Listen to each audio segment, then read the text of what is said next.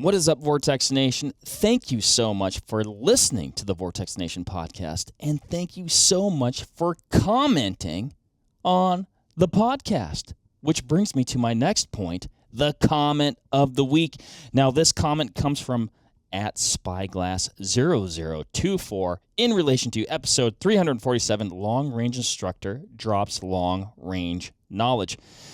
A little context here. In this podcast, I brought up the fact that we tend to talk about groups, if you will, in terms of MOA or sub-MOA. And yet, a large constituent of long-range precision shooters oftentimes work in mills. So old Spyglass here says, would sub-quarter mil be the next step beyond sub-MOA? Quarter mil would be a slightly smaller spread, and quarter mil does have a bit of a ring to it. Although I butchered reading that, I agree. That does have a good ring to it. Do we need to make sub-quarter mil or quarter mil a thing? Should we make that a thing? That's another question that you guys can comment on. I don't know. All I know that is this is the comment of the week at Spyglass0024. Practice my words. You're going to get yourself a super sweet Vortex Nation podcast hoodie. If you're watching on YouTube, I'm wearing it right now. We're going to reach out to you and get that process rolling. The next thing we're going to get rolling is this darn podcast. So without further ado, let's start the show. They added a real comb height, and so they're going to get massive points for this comb height. I've never met one of these that didn't shoot exceptionally well. It is distilled down to, yes, what do you need this rifle to do? Put bullet where want. Yes. Like, this is, I believe, the lowest cost rifle in the entire thing. If that's where your entry point is, like, don't sweat it at all.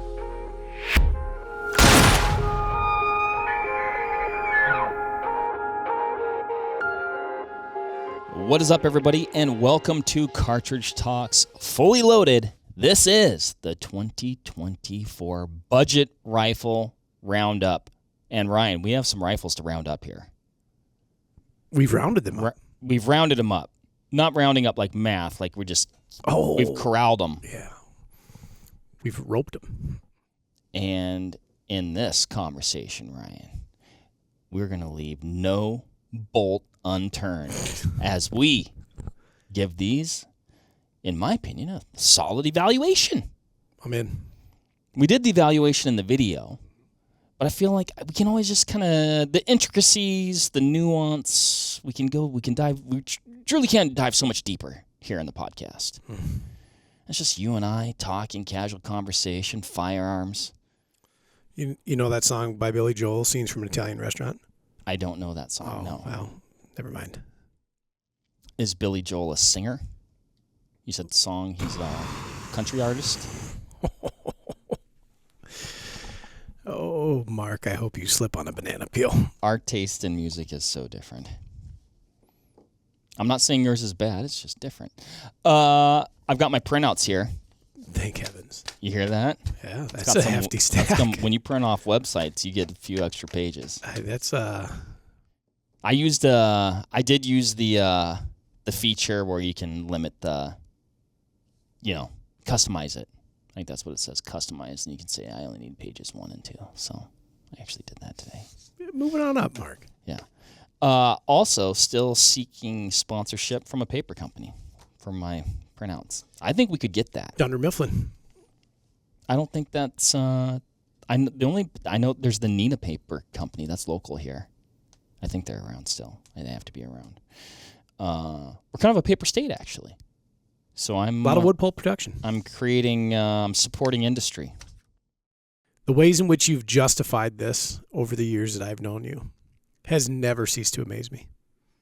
What do you mean? Nothing. Never mind. I don't think. Here's a couple things here. Focus group of 1. I don't think people print enough anymore, and I think people don't drink enough milk. All of a sudden, it's like cool to hate on milk. And I don't think that is cool. I'm with you on that, Mark. You're a milk drinker? Yeah. Well, how about this? I'm a dairy consumer. You're You're an enthusiast? Yeah, I fancy a lot of chocolate milk. I don't get it that often, but I'll tell you what, chocolate milk is a hard thing to not love. For me. It's delicious. And then a lot of heavy cream in my household. Yeah. I cook with it. On weekends, I add it to my coffee. I was going to say heavy cream and coffee. Yep. Now, there's some specific... There's a specific kind of heavy cream that I get when I'm splurging. And a lot of heavy cream, it tastes good. It does. Yeah. But you get the right kind, it actually sinks and then blooms to the top and creates like this crema on top. It's like you got some sort of professional coffee from the coffee store. Yeah. So that's what I like to do. Should we talk about rifles? Heck yeah. We have 8. We got a lot of ground to cover here, Ryan. We're going to get through it. First up in my printouts, should we just go in order of the printouts Absolutely. that are in no particular order? Yeah. We have the Browning AB3. Of course, it's the one for. Did you want me to get it? No, I can get it. Okay. I got enough. Let me. Can I do it from the sitting position? Okay, Ryan. Browning AB3. Yo. I guess the third installment of the A-bolt line. In fact. I'm holding it right up here. I'll do my best QVC. I don't know. That's how they do that. Really nice rifle. I got to say, so we had to compress our thoughts. I know. Which is very tough because I can speak to merit and attribute of all kinds of different firearms. But the AB3 specifically, I always loved the A-bolt and the A-bolt 2. And actually before that, even the BBR, the Browning bolt rifle. And then before that, the medallion. They've always been... Sure. They've always been really good at... well, for a long time, there was I guess they probably have an X-bolt medallion still, yes. They do, yeah. I shouldn't say the medallion specifically. I should say like the Browning built on the Inner Arms Mark X Mauser, or not the Inner Arms Mark X, but the Mauser style action, okay. Browning Safari. Always been really good at a buttoned up rifle from an aesthetic standpoint, fit finish, etc. And so the AB3 is interesting in that the A-bolt and A-bolt 2 were replaced by the X-bolt as their flagship bolt gun. Yes. And the AB3 is their, economy option. And at a glance, and actually probably even more than a glance, like a handling, a feeling, unless you're very in tuned with modern rifle design, it's easy to mistake it for a standard A-bolt. They went so far into the detail as molding in the palm swell that was characteristic to the A-bolt in either the stocker configuration or the hunter configuration with woodstock. And it feels like an A-bolt. The bolt when you're handle, talking about the palm swell, are you talking about this nice little detail right here? Yep. I do like that. It feels just like the A-bolt 2 that a lot of people just absolutely fell in love with. It's probably one of the reasons why when I have a couple A-bolts over the years. It's probably why it feels at home when I pick it up. Yep. Even the bolt handle itself, and the A-bolt has always had this like interesting and very characteristic bolt handle where it's not round, it's more of a small flat paddle. And they nailed it. They put it on there. The cocking piece is identical to the A-bolt in geometry, and everything about the aesthetic of the rifle, I would say overall amongst the sample size that we have here, I preferred the most. And if only because it was as close an emulation to the historic A-bolt 2 as anything. And it was a really nice gun. The feel in the hand is quite lively. It shot reasonably well. Now, we only used technically 3 ammunition types. And we really qualified with 2 from an accuracy perspective. And one thing I will say, and this is not a knock on any of these rifles if they didn't punch a one-hole group, right, is ammunition selection is paramount regardless if it's a budget rifle or if it's a premium rifle. I was just working with a very premium rifle this past weekend using a very premium factory load, and it did like 2 minutes of angle. Right. And that is not reflective of the rifle. It's just that individual gun's tolerance to that individual ammunition type. So In some ways, I don't know that we did justice to each gun and its true capabilities because we had such a limited sample size of ammunition. Right. Everything that we did test did absolutely huntable, if that makes sense. Like, it qualified completely and totally huntable. There were some that were more exceptional than others, but it did totally huntable. So that's my caveat corral there. Well, I think that's an incredibly important thing to point out, and I'm glad you did it right away, because I think you spend some time with any of these rifles and you likely get them to shoot with a good bullet, Yep. like a house of fire. Yep. And to your point, and I'm just reiterating what you just said, none of them, even just with the limited options that we tried, were like, well, that's terrible. Like, No, not at all. in fact, it was probably, I think we get used to and maybe hold ourselves to a higher standard, or maybe we expect more oftentimes. So what we're seeing is like, oh, we could probably, there's a lot of room for improvement there, or at least some, right? Other folks are going, man, that's the best. That's everything I need and more, right? So, and I don't want to come off with that comment as like snotty or something like this. I know what you're saying. I think, or maybe it's just because by shooting so many different kinds of ammo and so many different rifles, you realize what they can do. So let's try and get the most out of it. Yep. A couple things also I like about this rifle: the retention of the tang safety. Mm-hmm. This I actually think is something that I wish more rifles had. It's an extremely intuitive position.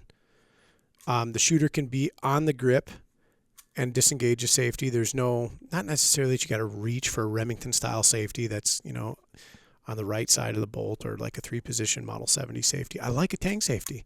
I've always appreciated their utility and their placement and their aesthetic. They look clean. There's some complexities with them that makes them not attainable on all firearms, but it's a nice thing. Detachable box magazine. This one is I guess we'll call it, I don't know, it's part plastic, part metal. Do you know how I feel about detachable box magazines? If there's one thing I always thought was quirky about the A-bolt, but at the same time a merit and quality, it was a hinge floor plate that had a detachable box magazine built into it. I love it. I don't know a single person, maybe you, that ever carried the spare internal box mag that would do like a hot swap. Most folks, they'd hinge it down and they'd load it hinged, or they just load through the top. This one's completely detachable, so no hinge floor plate.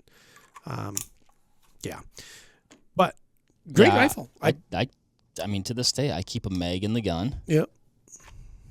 And then Keep one in your pocket. And I put one in my pocket. Have you ever done hot swap? Yeah, I think I've gotten into the second mag before. To quote Mark, things got a little western. I'm really glad you pointed out the safety. Again, it's like oftentimes you like what you get used to. Yep. But man, the position of that safety, and I'm glad you pointed it out. You stole my lines. It's just so fluid. The position, you can stay on the gun. Like if I'm like on a critter and it's go time, I mean, it is just, and there, I feel like I have a little bit more movement where if I'm on a critter but I'm still on safe and I want to take it off safe, reach a little bit more, almost have to get on into the gun a little bit. So, and man, it's fast. You get something that gets up in front of you and you need to take a quick shot. I mean, it's just right there, and it's just one fluid, just part of the shot process. You just don't lose anything with it. Sure. Another note on that mechanism: bolt lockout on safe. This we see on the X-Bolt now with a button, and then on the AB3 there's a bolt release button. So the gun is on safe, but I can open the bolt by activating that button, which I think is a nice to have. I'm a huge fan of Tikkas. They're a little bit more pricey than the option shown on the table here, thusly not included in the budget rifle roundup. But that's one of the 2 bugaboos I have about that weapon system is I'm bolt lock on safe, and I have to move the gun to fire to unlock. Of course, if we follow the fundamentals of firearm safety, that's never an issue, but it's just a thing. We're all allowed to have things. I call this a Nasika style bolt release. It's really not a Nasika style bolt release. I guess it's actually more of a modified Mauser bolt release. This is a retainment from the A-bolt 2. I like this. There's no reaching into the trigger guard to disengage some component to pull the bolt out. It's not a three-handed operation where I have to move a lever, push a button, hold a switch. It's very, very clean. Very clean, easy to access, streamlined. Yeah. Intuitive. Yeah. You know, like you said, you don't have to reach in the trigger, which for whatever reason, like, it's funny, like, taking the gun off safe to manipulate the bolt. Like, my older A-bolts operate that way, so I'm very used to that. You know, my new Tika that I got operates the same way. So that doesn't bother me, but I don't like reaching into the trigger to pull a bolt. Know. Yeah. So I give this rifle overall the highest stylistic points with respect to creature features for the shooter. It feels just like the A-bolt, handles just like the A-bolt. It is an A-bolt. It's just a new iteration thereof. And, for what you're getting, the economy is pretty stellar. It's not significantly chunkier, bulkier, or heavier than an X-bolt. And in the hand, it carries very well. This would be one where, if this is your budget placement, be proud to own this gun. Everything about it I liked. Trigger was a little on the spongy side. But, yeah, the A-bolt was never had the greatest trigger. So my original stainless stalker is definitely better than your standard stalker. Yeah, that composite stalker that I have. Yeah. But another thing on these, we've talked about this before. This has got that cool fat bolt 3-lug design that many of these rifles actually employ now. I was going to say there's some commonality there. There is, yeah. And which actually I'm quite pleased with how these actions always feel. They feel richer than they are, which is good. You get a really strong assembly and very easy to manufacture, thusly passing savings on to the consumer. Let me look at my printout here. I think you covered everything. Yeah, I mean, you got free floated barrel, large bolt surface area. Notable to point out there, detachable magazine. 60-degree bolt lift, which that's a big deal for me. Sure. A lot of these guys on the table actually here have a bolt lift that I find very complimentary. Yes. Well, we might as well cover it. It's right in front of us right now. It's next up in the printouts, and they're almost like kissing cousins. In fact. The Winchester XPR, Ryan. Yeah. So this is neat because this is a radical departure from Winchester's stylistic cues found on their Model 70. Well, sort of, because there was a push feed Model 70, and then there was a 670, and then there was a few others that were also a push feed design more akin to a Remington 700. This is Winchester's analog to the Browning AB3, as well as a lot of these other rifles on the table here. And so many of the features that we talked about on the AB3 are present on the XPR. And actually, if I could blind test you and all you were able to manipulate was the trigger, you'd really not be able to tell the difference between the guns. They actually shot nearly identically. I would say the trigger on this Winchester, to me, now a lot of these have adjustable triggers, but we just kind of like out of the box, took these out of the box. It was a standout in the group for me. Okay. You think yes? No? You disagree. I can tell. Yeah, I think there's maybe a couple better trigger options out there. I mean, I'm not saying it was, I thought it was near the top is what I'm saying. Sure. Yeah, no, it was fine rifle. I mean, yeah, no, it's good for you. Yeah, it's good. I'm glad. Looks good on you. You lose a little bit of the hand feel in this rifle compared to the AB3. Like you can tell it's different. It doesn't quite have the same lines. It's a little thicker in certain touch places, which is not a bad thing. I also see a ton of these come through the shop every fall. The guys are mounting these and the AB3s very commonly, and for good reason. Again, very popular rifle, very great rifle. If you're a person who is very brand loyal and you're looking at a Model 70 and you're like, man, they're just a little out of reach from a budget perspective, again, be proud to own this gun. The magazine style is different between the two of them. They're not an interchangeable mag. The AB3 uses kind of that wide double stack that we found in the AB2, and then now the AB3. This is a single stack. This magazine is very akin to the Tikka. I was just about to say that. Yeah, it looks, feels, sounds the same, weighs about the same. And everything down to their bolt release and bottom metal style is very Tikka, although I don't believe that they're related at all. One notable thing on function, I could sled load the AB3 and just like chuck a cartridge on top of that magazine, run the bolt forward. Okay. I had to be a little more deliberate on the Winchester. Interesting. Now, this is not a condition we're likely to find in the field, but you could run dry, grab a spare round, toss it on there.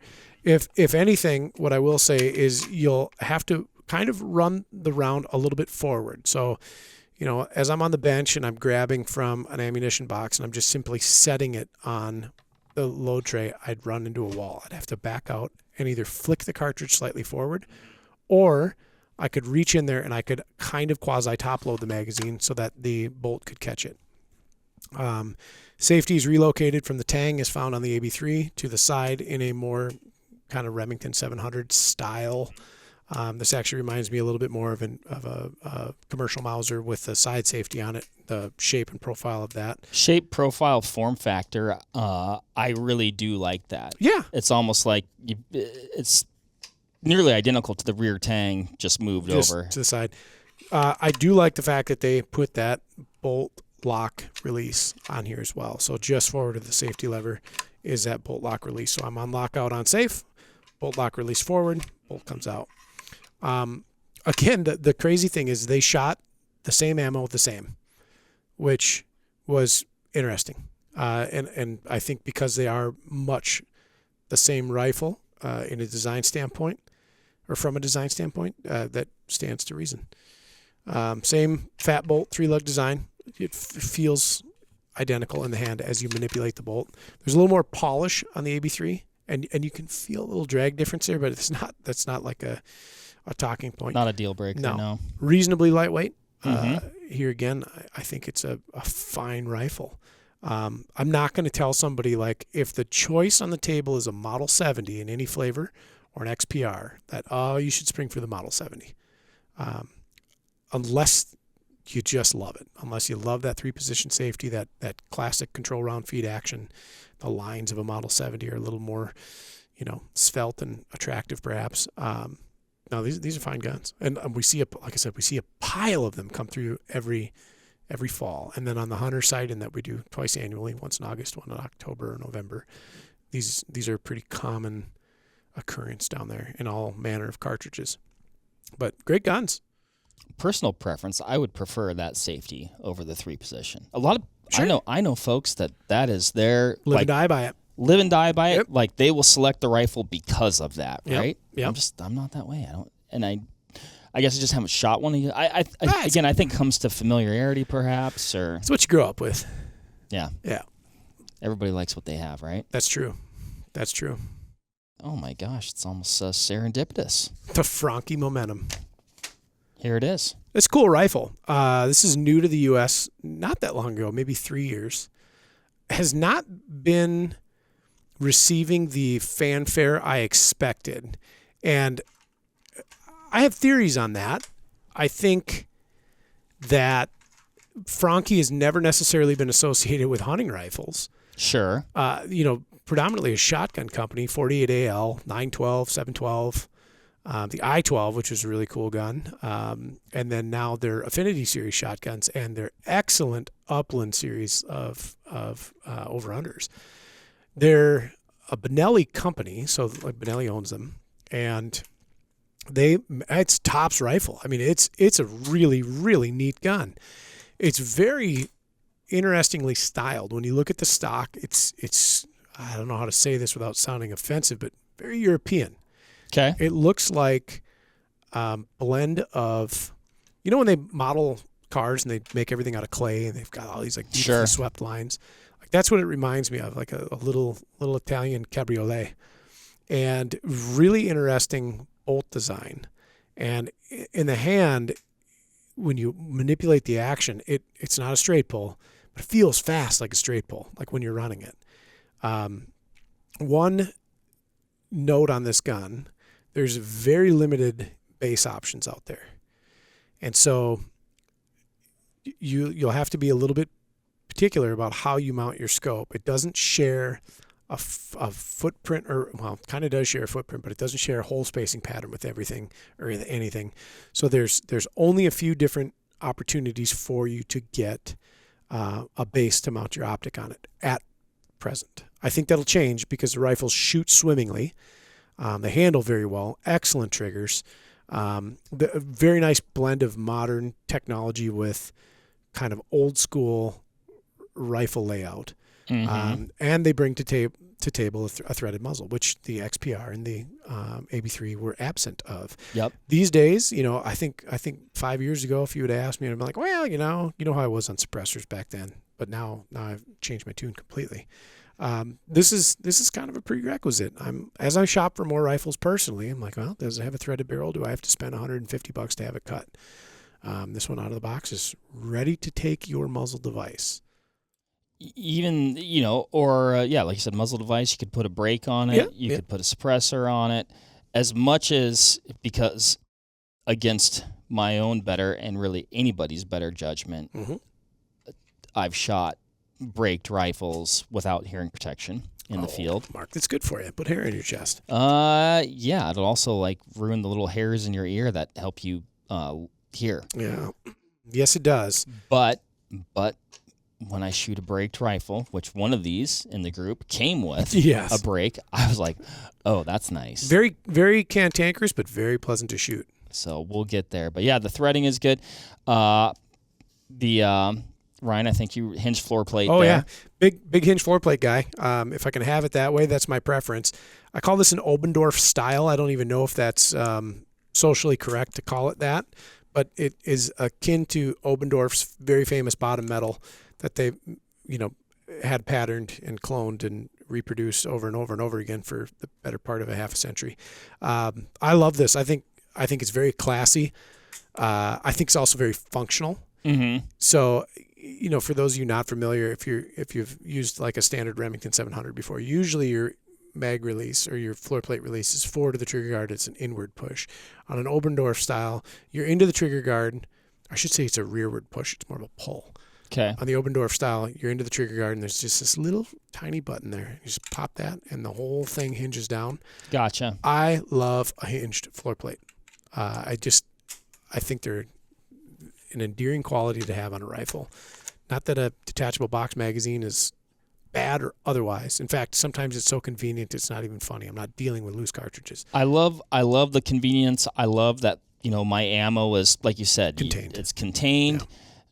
I also love with the hinged floor plate that I don't have an extra thing that I could potentially lose. Like everything's connected to the rifle. One thing that grew on me over time, I didn't necessarily fancy it off the go, but it really grew on me over time, was the integrated sling studs that are essentially recessed in the stock. Yep.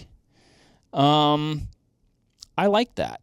A note on that, if I may, Mark, we do a lot of shooting here. And we've talked before about the range certification program. And one thing that took a little bit of time to realize is that the sling swivel stud on your rifle, relative to whatever you're resting your rifle on, can make or break your group or day. So when I'm range certing, I'm using my sling swivel studs on the stocks that we have on our rifles down there as a reference point. But I'm definitely making sure to push it forward so I don't hook my front rest or my bag, whatever I'm shooting off of, which can tear the bag, which can move and disrupt the front rest. But also, if I change my rifle positionally and it does contact that sling swivel stud, on many, many occasions I've noticed my group is not as good. And I don't know if that's a mental process or if that's a harmonics thing. To your point, having that slick, that thing is basically a bag rider and just slips by, no sweat. And you're not gonna dent anything. You're not gonna hook anything on it. Not that a sling swivel stud is this very obtrusive piece that comes down and gets in the way of things, but it can. And yeah, the recession there is very, it's very svelte and very sleek. and like I said, it's pretty racy stock design. It's different, but it fits the hand well. I like the open and swept pistol grip on there. Very thin wrist, which I'm a big fan of. A lot of my rifles, and overall, I give this gun a lot of high marks. It's just eclectic enough that I don't see them super frequently. Mm-hmm. I think I've had probably less than 5 come through the front door that I'm aware of since kind of their U.S. inception. Mm-hmm. But it shot very well. It's a very nice rifle to handle. Like I said, that bolt is super cool. Like it just feels very different, although it's much the same as many of these others that are on the table. And the trigger is just flawless. Very clean break on that trigger. Very light. Great little gun. Like I said, Franchi's a long-standing, outstanding company from firearms production. A lot of folks here running Franchi shotguns. Yeah. Oh, big time. Yep. Affinities and intensities and great guns. To your point, and evidenced by the 8 guns that we have on the table here in this, quotation mark budget rifle category, which really isn't even all of them. Yeah. I could see where a somewhat newcomer to the scene, could have trouble just gaining traction. People are like, oh my gosh, I already have all these more established choices. Sure. I'm more familiar with them. Maybe I already own one of these brands that we have here. I could just see that being the case.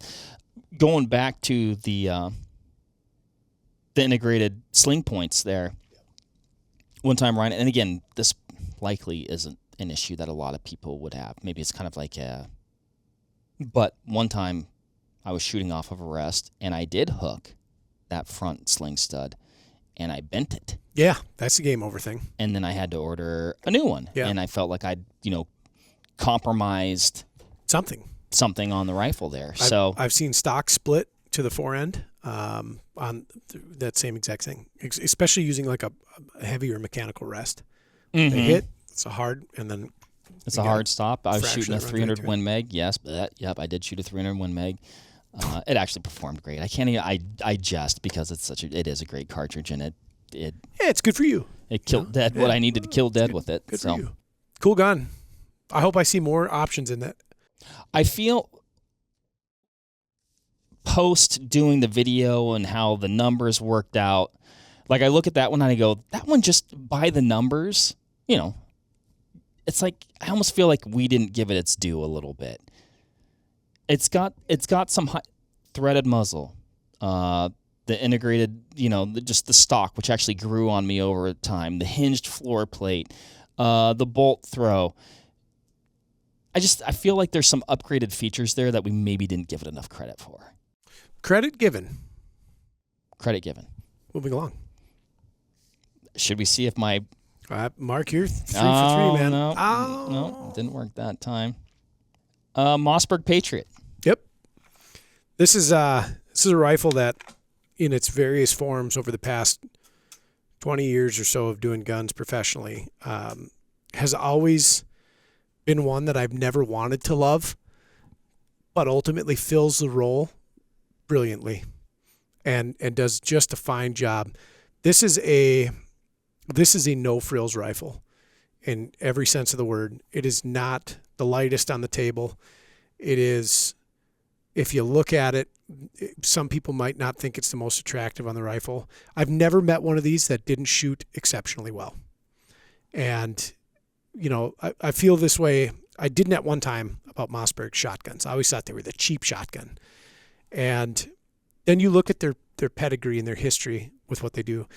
To this day, the best patterning shotgun I've ever fired in my life, for turkey hunting specifically, was a Mossberg 835 Ultimag. Skip the 3.5-inch part, but they're giant bore. And they were the first folks to give us a 3.5-inch at a time when, we as waterfowlers needed. Darn right. Yeah. They're 590A1, which is a military duty grade shotgun. Even the 500, their 410 500. I know this is a shotgun podcast. Their 410 model 500 is one of the only 410s that actually feeds and functions well, and just a great rifle. And the bolt guns that they've had in this style over the past decade and a half or so have always performed. Mm-hmm. They're not sleek and sexy by any standards, perhaps, but by golly, do they shoot and do they feed and do they function? What's really cool about them, maybe just for me because I'm kind of a nerd, when you examine the bolt, you'd think to yourself, oh, it's a two-lug, 2-piece or 3-piece design like a Model 700. But on closer examination, you'll notice that there's this interesting little cross bolt that runs through the bolt itself that allows you to change the bolt head. So it's actually a multi-caliber option. So, oh, I didn't know that. Yes. And then, so this is very like Savage-esque, except in some ways, I'll say the word better, but I'm going to be very careful about that. So I can swap the bolt head if I want. It uses a collet type barrel nut. Okay. Much like the Savages do. So I can swap the barrels if I want. And there's a pretty surprising amount of variable shoulder pre-fit options out there.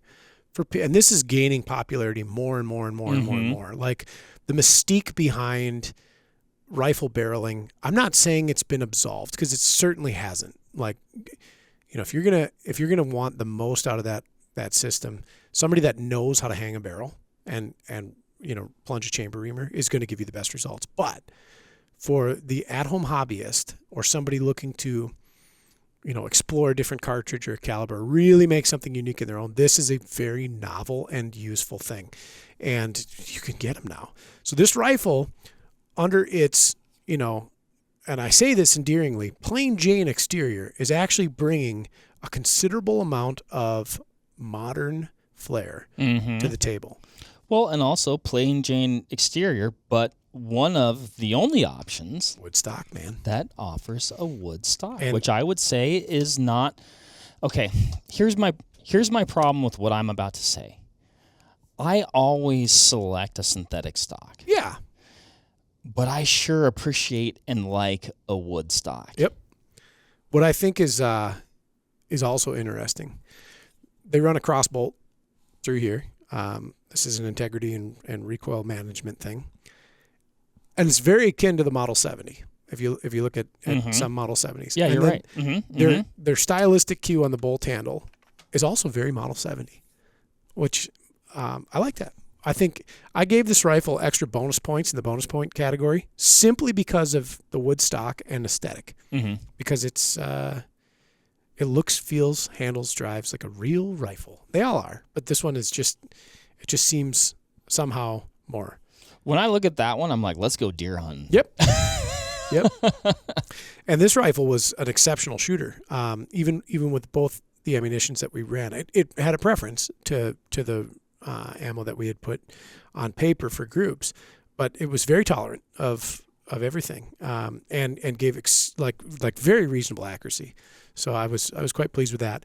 That wood stock you talk about, compared to the synthetics, it's very dead material. So when you shoot it, it absorbs that impulse quite nicely. It's got a very classic recoil pad, very comfortable gun to shoot. It's not the heaviest one on the table, and so we can't even necessarily attribute its handling characteristics upon firing to its mass, but more so its stock design, recoil pad design, and what that stock's made out of. Press checkering, which is a nice touch. So it's a very classic gun. Yeah. And under the hood, it's very tunable. Don't overlook it. I like it. Yeah. Fluted bolt, fluted barrel. Yep. It's got some class. It does. For a rifle coming in at that price point. Oh, truly budget too. Yeah. Truly budget. No, I'd say that when we see a lot of these come through as well, and most folks are spectacularly pleased with it. All right, Ryan. This one to me was a shining star. I knew you were gonna just gravitate towards this. This was like the most talked about rifle edition amongst the peer group here. When they made this announcement, and okay, let's turn back the clock a few years. Yep. If you'd have told me that Ruger was going to release a bolt rifle that was going to foster in a completely new subset of shooters to our industry, change the way that rifle design is executed and do it at a cost that at that time blew everybody out of the water. It was absurd. It was. I'd have been like, I don't think so. And holy mackerel did they do it with the Gen 1 Ruger American. Right. Nothing about that rifle is, if you're like a fit snob, is pleasing. It's got an injection molded stock. It has a matte finish, and it had a detachable rotary magazine that didn't inspire much. Holy smokes, do they shoot? They shot like a house of fire. I own custom rifles that took a year to get that don't shoot as good as an out-of-the-box Winchester, or Ruger American Gen 1. And that's frustrating. It is. But at the same time, it's like, you could drop $400 on a rifle that is going to scald, tar and feather everything else in your gun safe. And it's just going to keep doing it. It doesn't matter. Like, you could beat, and Jimmy is a testament to this. That poor Ruger American he has been through some stuff. It has. Now, fit, finish, form factor, aesthetics, it was lacking. Yeah, and I'm not trying to dog on it. The original. Yeah. That's where I'm going with that. What I'm getting at, though, is like, despite, like, I look at it and I'd be like, nah, the stock is ugly. And the feel in the hand. A little flexy. Yeah. It didn't matter. Like, throw your best opportunity you have in your gun safe at it, and my God, is it a contender. So we brought this story up before, Yep. but I do love it. Our in-house Paul Neese Yep. Yeah. had a flyweight, really cool mountain rifle. Yeah. Drew a Dahl sheep tag. Had the hunt booked. He's going on that hunt and has essentially a last-minute rifle issue. Total cataclysm. Like, it was broken. Yeah.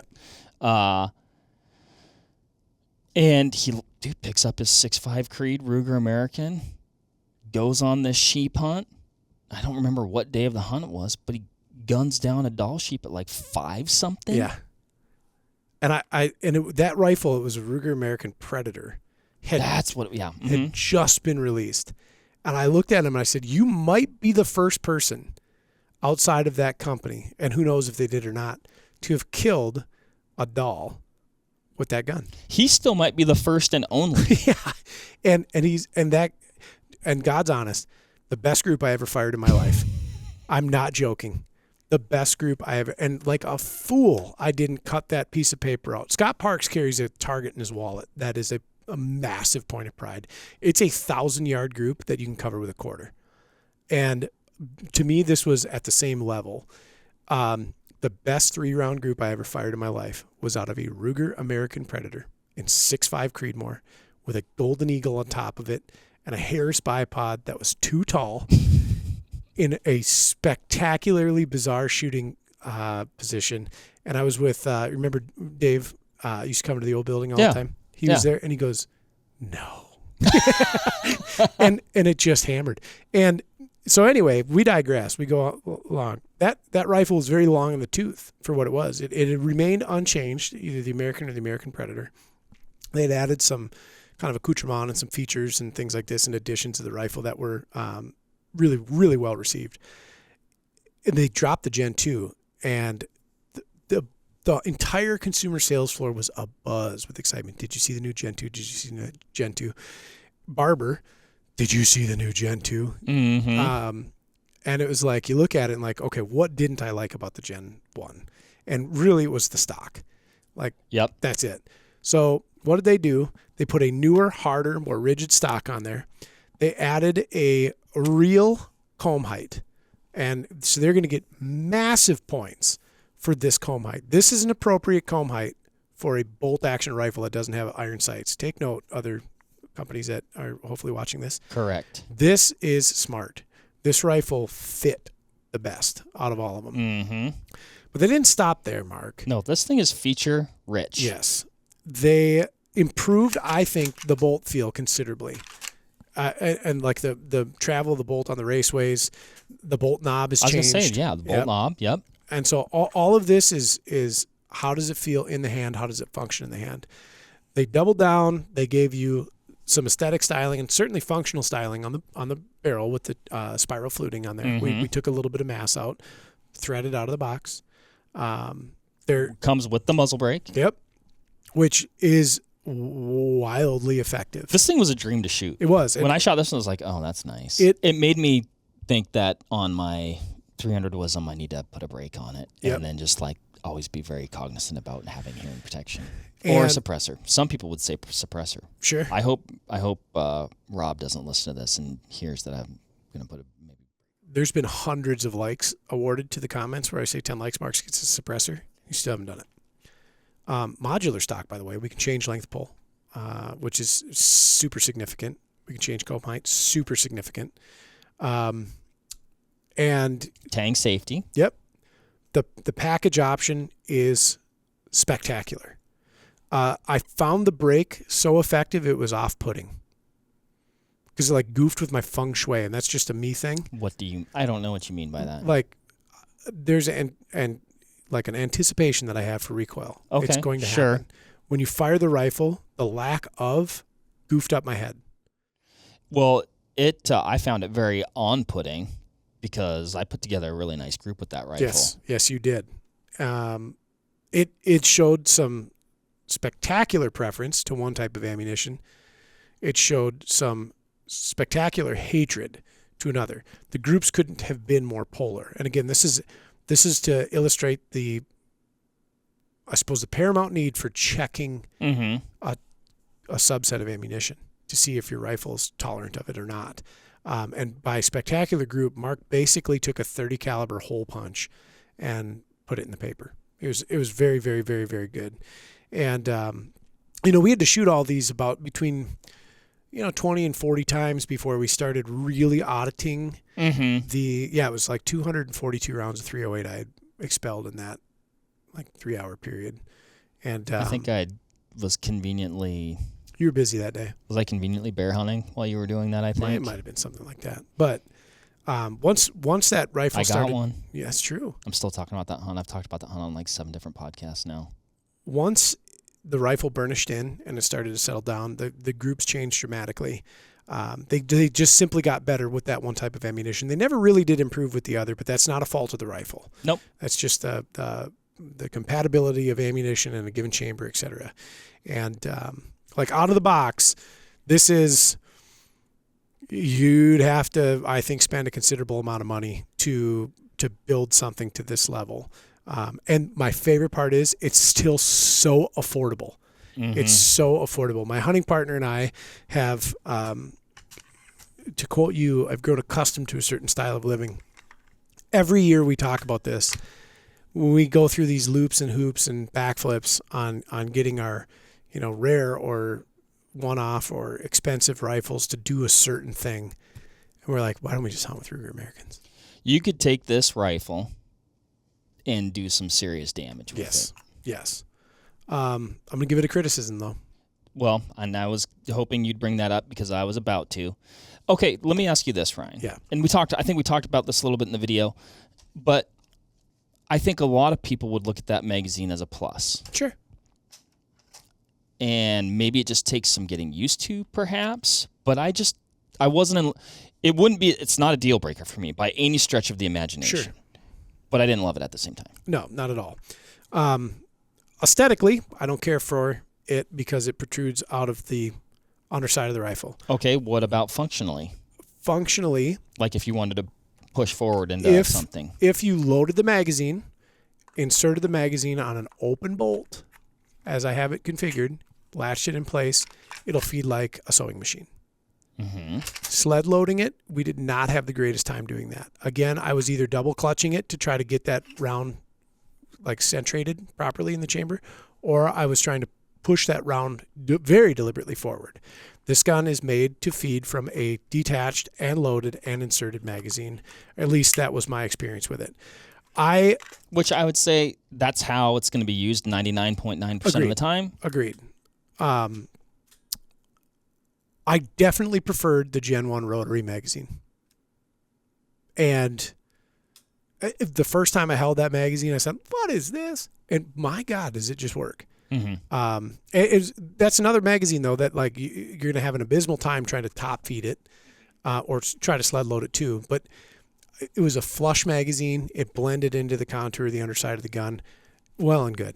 And to your point, Mark, like this is the condition in which it's likely to be used. And I shouldn't have an expectation necessarily that if I change the functionality of the gun by not using it the way it was to be intended, well, I shouldn't, be surprised when something doesn't work the way I like it. This gun just plain hammered everything out of the park. And I'm not going to say it was my winner because it wasn't, but golly, is it a compelling option? It sure came close.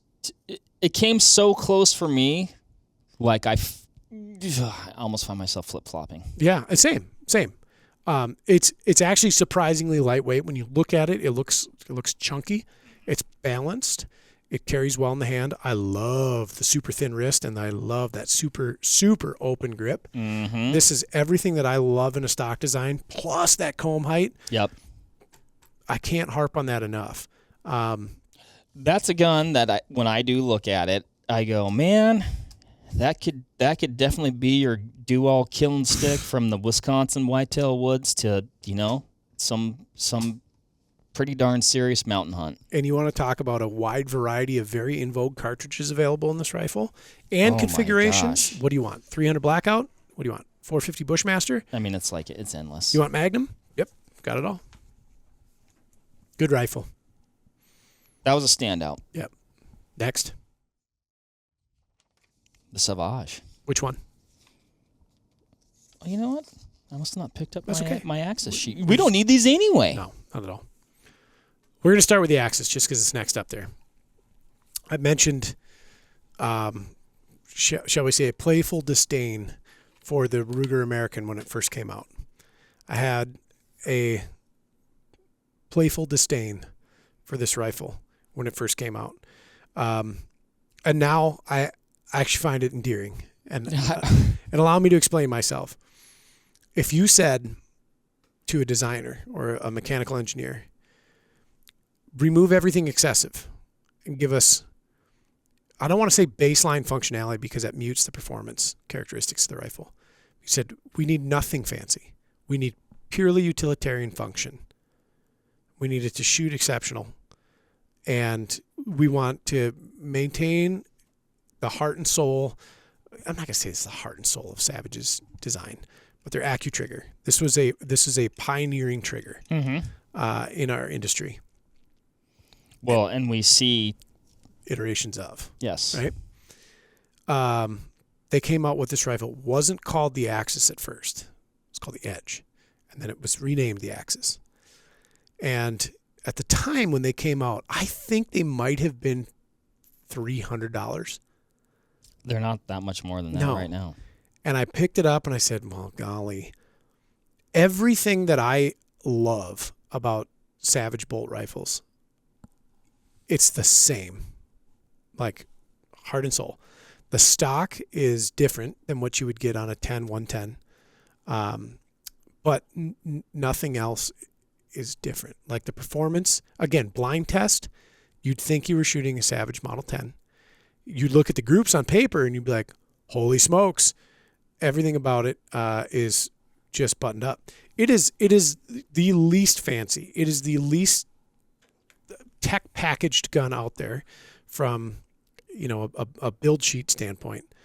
Let me just talk about this. It is distilled down to, yes, what do you need this rifle to do? Put bullet where want. Yes. Okay. And they nailed it.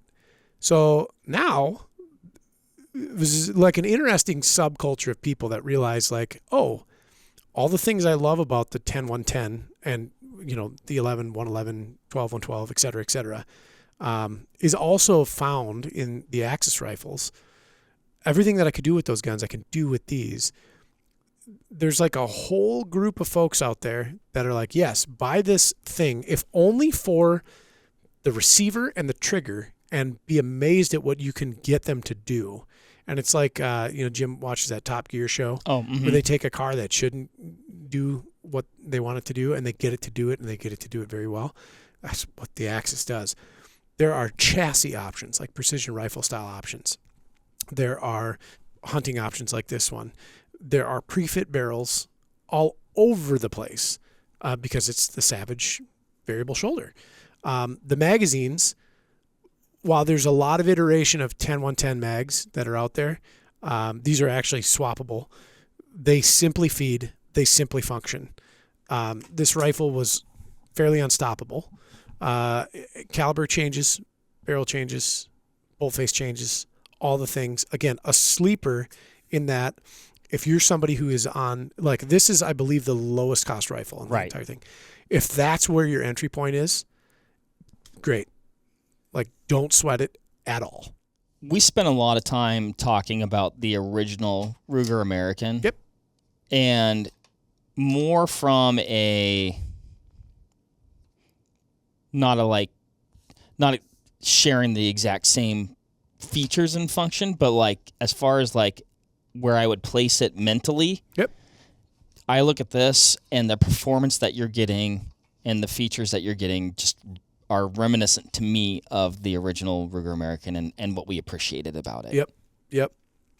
So things I struggled with this rifle, comb height. It has an abysmally low comb if you're looking at it. And you know, I can mitigate that with some clever ring designs. Like I could go to a tally system and drop it down even further. Yep. And then if you do go with a two-piece system like the tally, this is a pretty strong criticism of this, but I think it's warranted. Is this where I can give a little shout out to Brad though?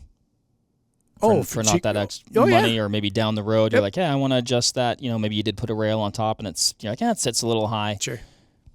You throw a cheek riser on there, and off you go. These receivers are very long. They're like extra long receivers, and if you run a two-piece system like a tally, or even if you're running like a two-piece Weaver base, or anything other than a Picatinny rail, modern rifle scopes are getting shorter. We see this every year from all the major manufacturers. We're gone are the days of the old 4-12 that was like 18 inches long that gave you miles of mounting real estate. I feel like I'm going to someday make some money off my Viper 4-12. Right. A challenge you may encounter with an Axis is because of their hole placement on the top of the receiver, it can be, with a two-piece system, totally prohibitive for mounting certain scopes on it. Like, you will not have enough space on your mounting surface to actually put the optic. Gotcha. Or you will end up in a scenario where you can place the optic on there, but it's not optimal for eye relief. And it may force you into a one-piece Picatinny design. Well and good. If so, if you're like me and you have a thinner face, you will not have a positive cheek weld, and you will have to amend that with a cheek rest, cheek riser of some kind, of which there are a major multitude of. That's my biggest knock on that gun, period. This rifle, I would say, was the second most flexible with ammunition tolerance. Yeah, it did really well. Bolt throw, like I don't... She's tall. It's tall. Yep, and that's a Savage thing. Kind of always has been. Yep, and so be it. So, you know, if you're using a large eyepiece design and you have a low presentation of the optic, you may need to be cognizant of what that bolt is going to contact, if anything. So that's a very good point. But it just shoots. It shot really well. It just shoots. Next rig, another Savage. Or do we save that? Do I save that? Do we just do Savage? Yeah. Okay, cool. I mean, we only have two left, right? That's true. All right. So I want to say it's classic Model 10, but it's not. It's actually a new Model 10. And there's things that have changed over the years on the Model 10, this being the most current revision of. So the 10-110 is a very old gun. This has been on the scene for a very, very long time, since my dad was a kid. And it's gone through certainly change and iteration, all of which I think are very meritable. One of the biggest things was the addition of the AccuTrigger. This is way back when. But they still had the variable shoulder barrel system. So barrel swaps on Savages. In fact, it's so prolific now that if you do this to a Remington, they call it a Remage, as in combination of the word Remington and Savage. I call it a Savage type barrel nut. I did not put the 2 and 2 together on that. Yeah, it's called a Remage. I just didn't question the name. I'm like, yeah, that's what that is. Yeah. This version, which I hadn't had a chance to handle one of these until we did this test, I noticed that the bridge is no longer milled out. This is just a single tube, which is, if you look at some of their older FTR and competition rifles, they had the 10-110, and it was just this tube style action where they didn't have that bridge milled out. And whether that was for mass or rigidity or whatever, like you could only get it on the highest tier or echelon of their line.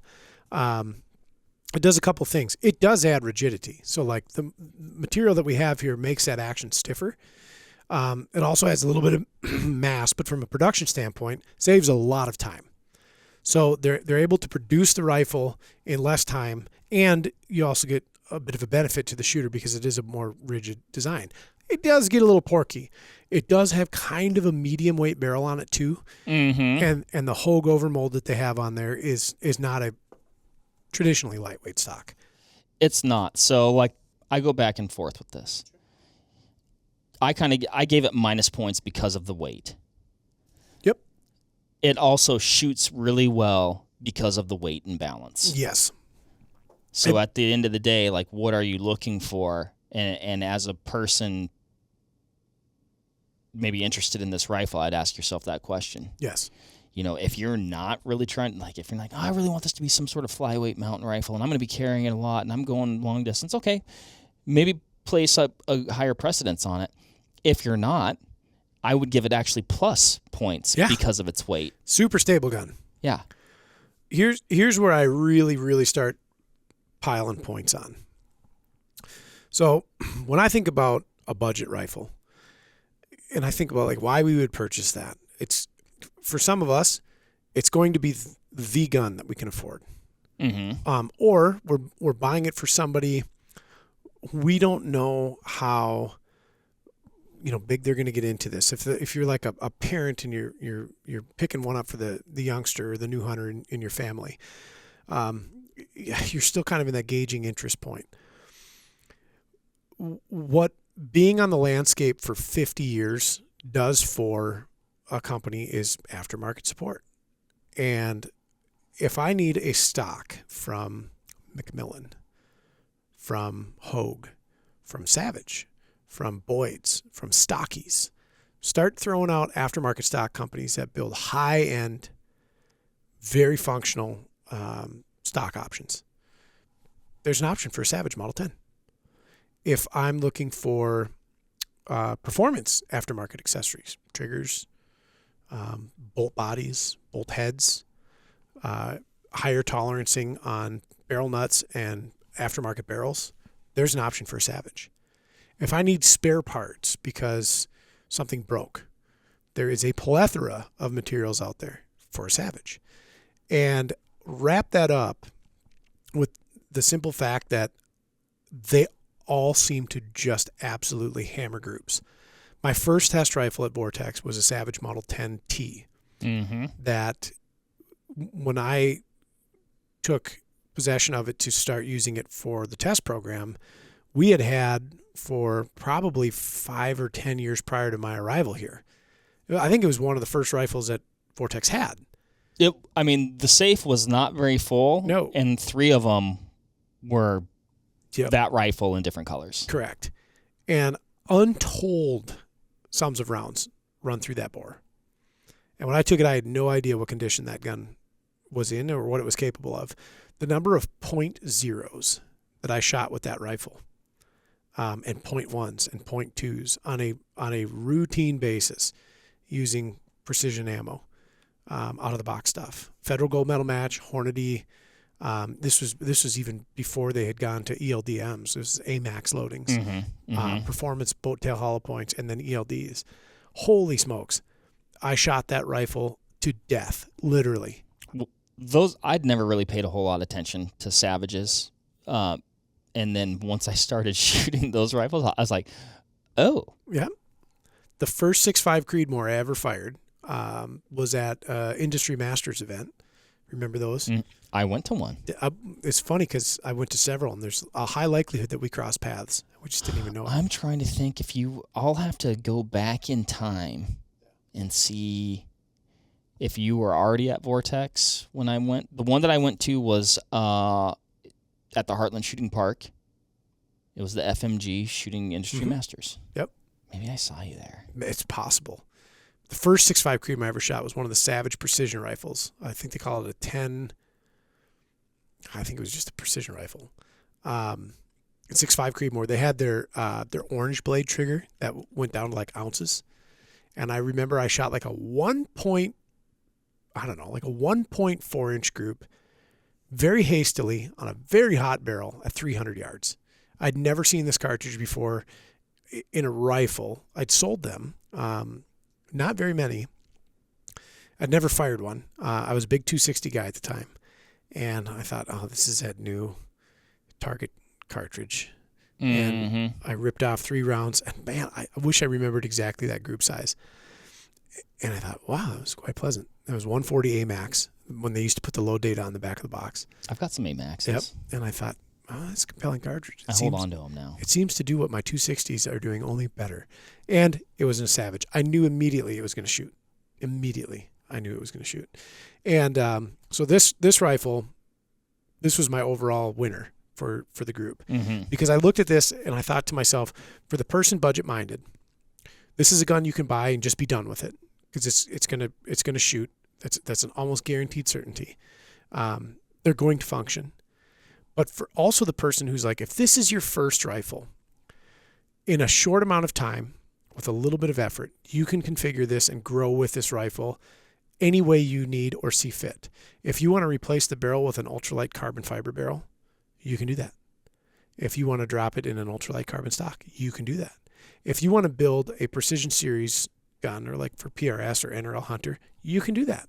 If you need spare parts because your firing pin spring broke, you can do that. And it's a rifle that will scale with the shooter, starting at an economical price point and starting with top tier performance. All 3 of the ammunition types. We did a precision ammunition that we were using for, getting the gun zeroed and then working out at distances, and then two types of hunting ammo. All of them sub MOA. It shot notably well. Yep, very tolerant rifle. And I, like I said, I'm a very big fan of these. I've had smokeless muzzleloaders built on Savage Actions. Right. Yeah. So this is almost more of a platform than it is just a rifle. And many of these guns are. Many of these guns have the ability to do that. I think this one is the most conducive for that kind of thing. Just as well, out of the box, leave it alone forever. Your expectations will be met with this gun. Upgraded features, I consider the stock an upgrade. Yeah. Cerakoted barrel. Yep. Threaded. Smooth, the bolt. Yeah. Notably smooth. Yep. Yeah. Rear tank safety. It's got a lot to like. It does. A lot to like. It's got it all. If you don't mind weight. And they make lighter versions of the Savage, but you're going to end up paying a little bit more money for. It's junky, but it's also very stable. It was very pleasant to shoot.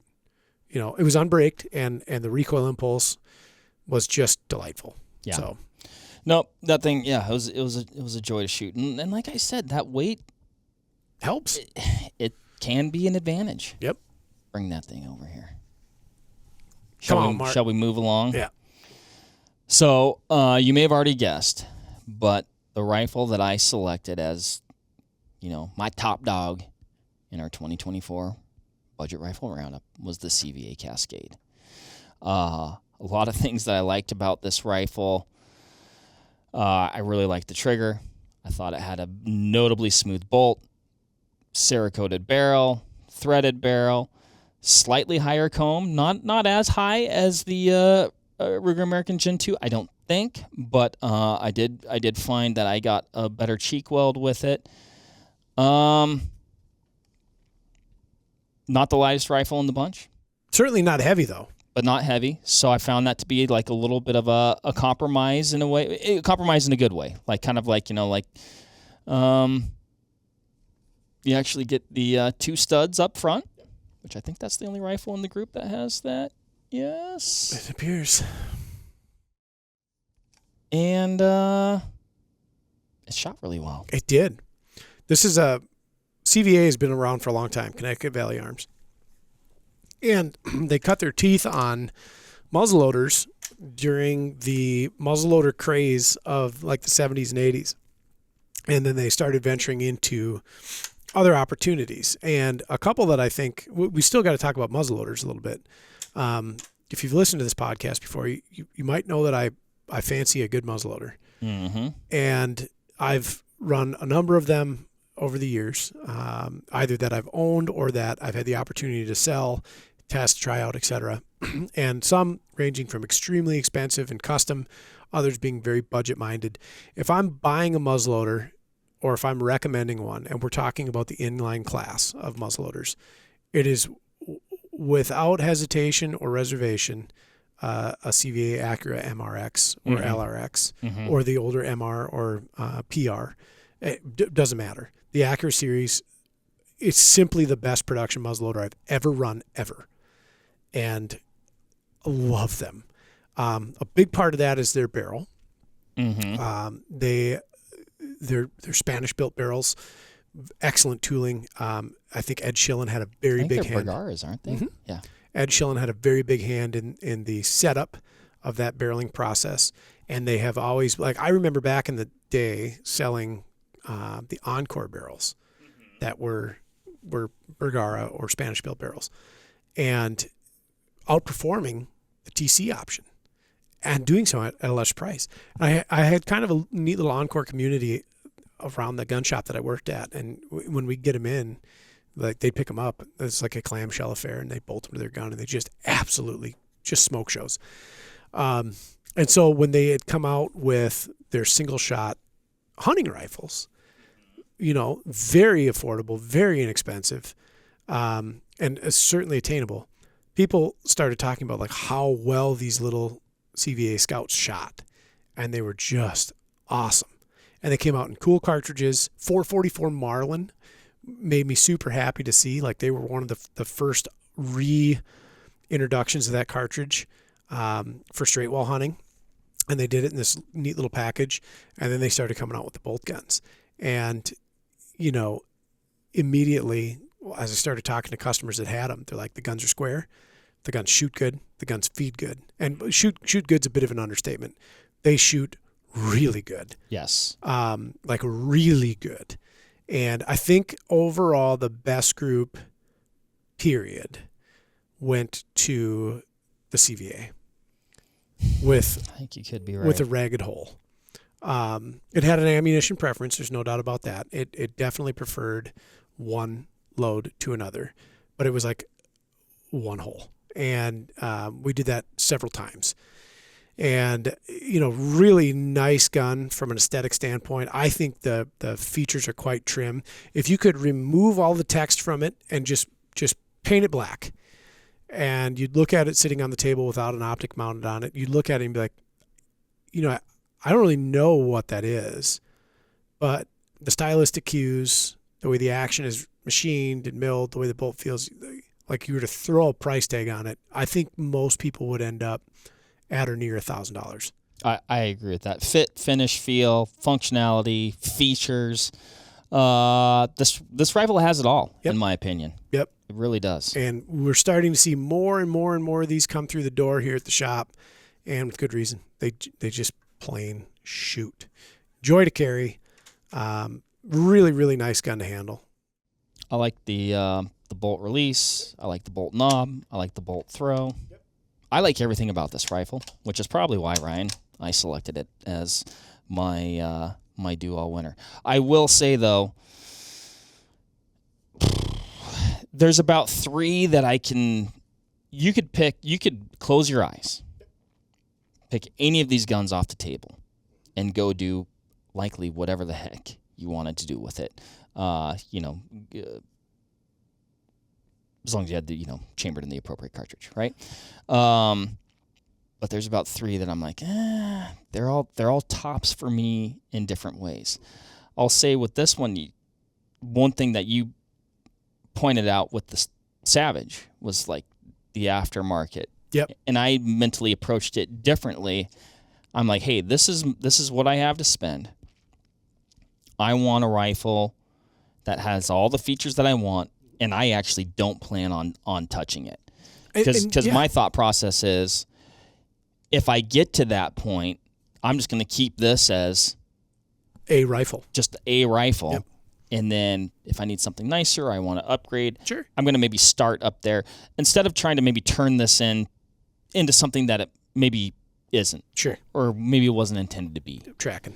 That said, there's a lot of fun in doing that customization, and boy, the Savage, what a great platform to do that on. 100%. So, I can talk out of both sides of my mouth. But man, that CVA Cascade, whew, that did it for me. It's on the upper end of the price spectrum. It is, yeah. But again, you look at the sum of parts on that, and to your point, Mark, it is on the upper end of the price spectrum, but stock design is intelligent, raised comb, Cerakoted barrel, Cerakoted receiver, which I'm not saying is, how did we ever make it without Cerakote? But like I've got one of my favorite Tikas. That thing has had, I think, 5 barrels hung on it. It has been carried everywhere. It looks like hell. And I need to go Cerakote it now because it looks sad. It's a very impervious finish. It's difficult, if not impossible, to mar unless you really end up putting it through a wood chipper. And it's certainly very resilient. I think I mentioned threaded muzzle, but that's a big thing these days. And it's an appropriate weight. It's an appropriate barrel contour. Everything. Cartridges abound. Yes. What do you want, buddy? Yep. Correct. The Cerakote, I grew up hunting in the Pacific Northwest, blacktails, Roosevelts. I've hunted the coast for black bears, up in Alaska. I appreciate a rifle that is at least somewhat impervious to the elements. It's kind of done, if you will. Mm-hmm. Yeah. And again, I'm not saying that like, okay, well, if you can afford an Axis, you better get it Cerakoted. That's not the case. No. But it does come with a build sheet that all boxes are checked. I like it. Yeah. We did it, Mark. We did it. We shot a lot of 308. We shot a lot of 308. All these rifles shine in their own way. Absolutely. And some of the places where they shine is the price point, right? Like, keep talking, we've got the CV out here. Yes, it shines because of all its features, and the price point, because I think this is very feature-rich, performance-rich, at a very friendly price tag. But you look at this, kind of this bare-bones Savage Axis. It's beautiful because it's like, wow, look at this thing absolutely hammered. And I didn't have to kill myself in my pocketbook. Yep. So they all shine in their own way. They do. And it's a hard decision too, and you can get into, no pun intended, an arms race with yourself trying to make that decision. I guess what I'm going to get at is and this started quite some time ago. This is months and months ago, Mark, and I started curating this list. And, price point's a big driver. Like we set some rules, like we want the customer to be able to go buy this at their gun shop under a certain price point. But then also we're looking at it, and like you can buy less expensive rifles that aren't on this list. Mm-hmm. But, intuitively we're looking like, well, customers are going to have to make a concession here, or here. And like this is for, to your point, the anything you want to do list. If you're the guy or gal in the Midwest and you have aspirations to go chase caribou or go to Africa or, the American Southwest, whatever, all these will do it. And we wanted to pick a couple guns that had some creature features that were conducive for success in any environment. And that's how we landed on this. And on the polar ends of the spectrum, with the Axis coming in as affordable as it does, it's going to do the job. On the upper end of the list with like the CVA, the job is done. Like there's no amendment that needs to be done to it to make it fit, feel, finish better. They're all going to get you there. Make your decision based on where you're at from a financial standpoint, because I don't think you're going to regret any of them. Nope. Is that it? Does that conclude our 2024 budget rifle roundup, Ryan? I think so. I like it. That was fun. This project was fun. These rifles are fun. It was. Makes a guy kind of want to go deer hunting. Oh, I'm getting there. It's still bear season, though. You know me. Yeah. At press time, coming off a bear hunt. What's my next hunt? Bear hunt. Mark loves bears. What bear is best? I love chasing those things. What do you mean what bear is best? It's a pop culture reference. You know how I am on pop culture. I don't know It's from the show The Office. I know bears beat Battlestar Galactica. Okay, well, that's all we need to know. That's all I know. All right, everybody. Thank you for listening. Hopefully you enjoyed this one. Took something away from it. Man, I know I did, and my big takeaway was you can get a lot for your money these days, and that is a good thing. So until next time, happy hunting, shooting. We'll catch you on the next one. Bye. See ya. There you have it, folks. Thank you very much for listening. As usual, give this video a like if you liked it, comment something below, and give us a subscribe to the Vortex Nation podcast channel. It would mean a lot to us. Also, why don't you give us a follow over on Instagram while you're at it, at Vortex Nation Podcast. We'd love to hear from you over there, and we'll keep you updated with all kinds of cool photos and videos from our adventures that we do here. Otherwise, we will see you on the next one. Thank you again. Happy hunting and shooting, everybody. Have a good one.